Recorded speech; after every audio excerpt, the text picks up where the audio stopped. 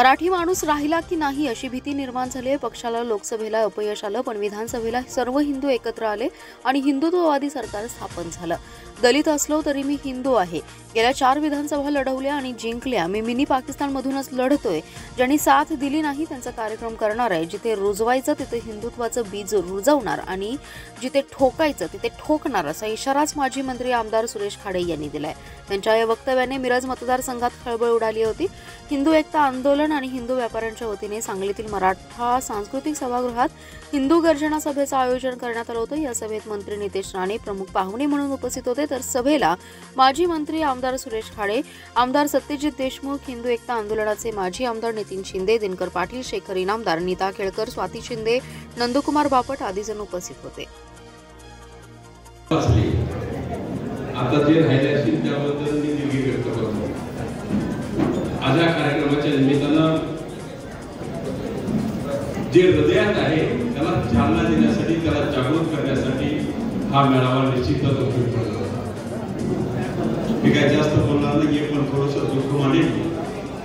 कधी कधी राणेसाहेब असं वाटतं सभागृहामध्ये की एक दिवस इथं मराठी माणूस राहतात, सभापतीपासून ते 288 असंच घडतं तर पुढं काय करायचं, एक दिवस तो येण्याच्या मार्गावर आहे।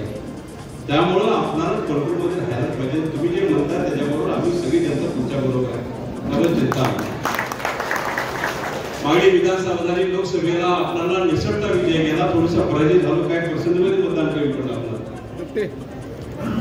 पण ज्या वेळेला विधानसभा चालू झाली त्यावेळी फटक येतो, फटक ये, एक साथ रहोगे तर टिकोगे, ह्या नाऱ्यावरती सगळा हिंदू जागृत झाला आणि विधानसभेचा रिझल्ट भरभराटीने हे हिंदूमध्ये ताकद।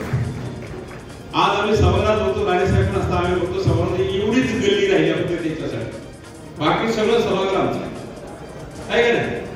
मोजून ते पण येतात जातात बसतात, काय बोलायला चालत नाही, विरोध पक्ष नेता नाही, काय नाही ही परिस्थिती आहे। ज्यांनी साथ दिली त्याचा कार्यक्रम होणार आणि आम्ही सभागृहात कार्यक्रम करणार, त्याबद्दल चिंता आहे।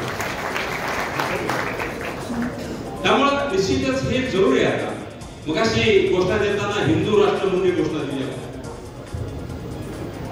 पाऊल टाकावे त्या दृष्टिकोनात आणि केंद्र पाऊल टाकायला लागलं। त्यामुळे हिंदू राष्ट्र झालं तर मग काही चिंता नाही, पण मोदी साहेब त्या प्रयत्नात आहेत। आता त्या दृष्टिकोनातून निश्चित आपल्या सगळ्यांची साथ पाहिजे। आम्ही जर दलित असलो तरी आम्ही हिंदू आहे असं समजू नका तुम्ही। हिंदू चांदार म्हणून लावलं जातं मला, त्यामुळे असं नाही की आम्ही पण तुमच्या बरोबर आहोत राजे, आम्ही मागे नाहीये। आम्ही पण मिनी पाकिस्तानमध्ये लढतो आम्ही, बरोबर का। आणि 4 वेळा आम्ही झेंडा लावलाय, चौकार मारलाय। मगाशी तुम्ही हॅट्रिक झाली म्हणणार, चुकीचं म्हणणार, पण तिथं चौकार मारलाय आम्ही निश्चितच विरोधामधून। त्यामुळं असं नाहीये, पण जिथं आम्हाला ठोकायचं त्याकडे ठोकणार, जिथं रुजवायचं तिथं रुजवणार आणि आम्ही आपल्या बरोबर आपली साथ देणार, त्याबद्दल शंका नाहीये।